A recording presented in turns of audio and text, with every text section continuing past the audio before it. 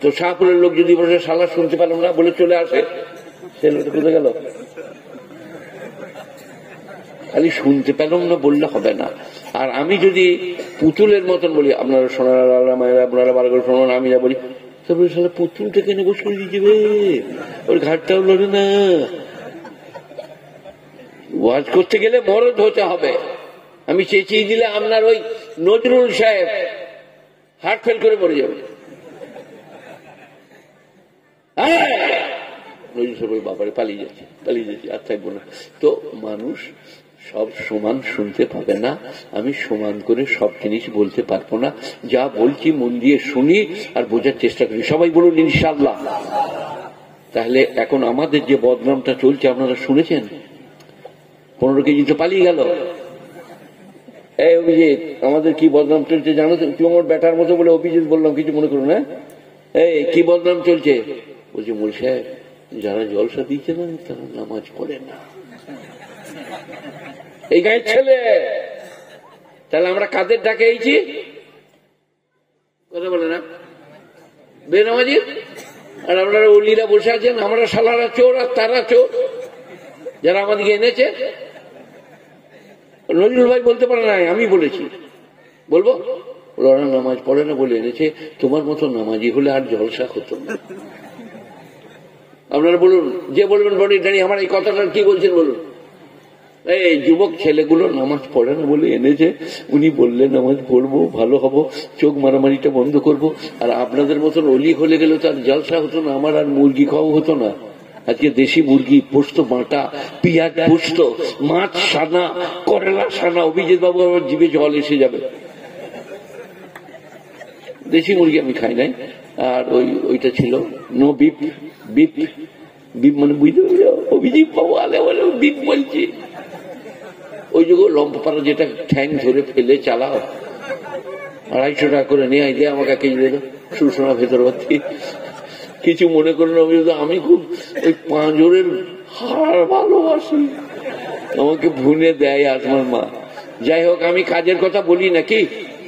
তাহলে যারা জলসা দিয়েছে তারা ভালো ছেলে, নামাজ পড়ে নাই, কাল পড়বে। কি বলছেন?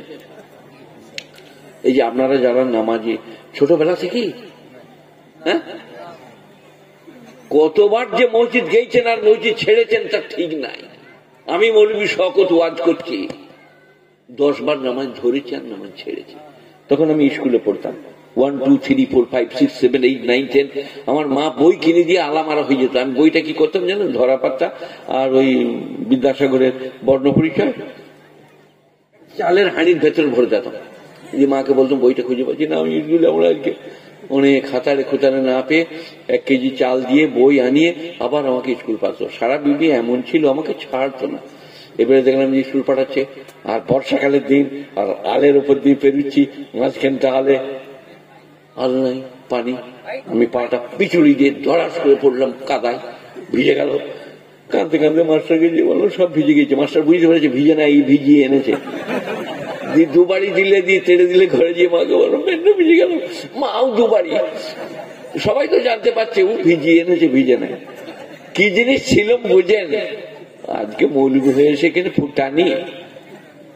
কেউ নামাজি ছিলাম না, আল্লাহ করেছে, বলুন আলহামদুলিল্লাহ। ওই ছেলেগুলোকেও যারা জলসা দিয়েছে আল্লাহ নামাজি করবে। তোদের পক্ষে কথা বললাম রে ছেলেরা, আমাকে 10 টাকা বেশি দিস, যাবার সময় ফাঁকি দিস না। দরুদ শরীফ পড়ুন।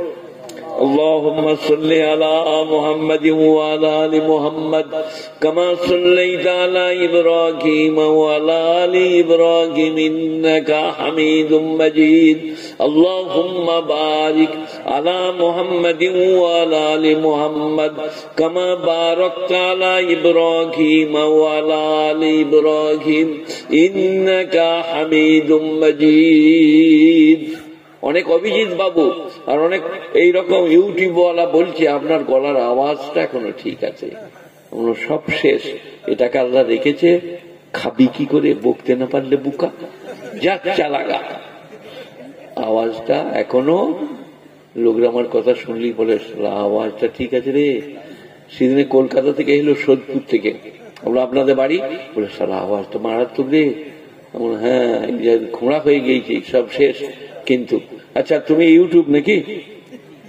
তোমাকে দেখে আর অভিজিৎকে দেখে আপনাদেরকে দেখে আমার কি মনে হচ্ছে জানেন? বলবো, তোমাদের দেখে শুনে বুকটা ফাইটা যায়, ফাইটা যায়, ফাইটা যায়। শুনেছ? শুনে নেই রে। বলছে আমার মরণটা যখন অন্যের হাত ধরে পেরিয়ে যায়, আমার বুকটা ফাইটা যায়, ফাইটা যায়।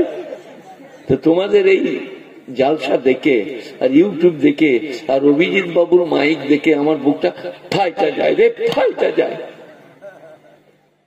হায় হায় হায়, যুবক ছেলে, তার বয়স 23, 20, 24, তারা একটু ইয়ার্কি ফাজলামি করবে। আমি তাদেরকে নামাজের জন্য অনুরোধ করছি, আবার করব, আপনারা এরকম বলবেন না আমাদিকে যে আমাদিকে দিয়ে যারা জলসা করাচ্ছে তারা বেনামাজি। আমাদের খুব কষ্ট হয়, মনে হয় যেন করেলা খাচ্ছি, উচ্ছে খাচ্ছি। তারা এনেছে বলে শওকতকে দেখতে পাচ্ছেন, তারা এনেছে বলে শওকতের ওয়াজ শুনতে পাচ্ছেন। কারণ নামাজিরা আনবে না, সে ওলি হয়ে গেছে। নামাজিরা সব ওলি, আপনারা শুনেছেন তো নাকি? সেটা মসজিদে নামাজ পড়তে যে একজনের গামছা কুড়িয়ে নিয়ে বগলে ধরে নিয়ে ঘর চলে গেল। বউ বলে গামছাটা করে ফেলে, চুপ কর, মসজিদে পড়েছিল। এবার ফেরেশতারা খালি খুঁজে বেড়াচ্ছে কবরস্থানে সে গামছা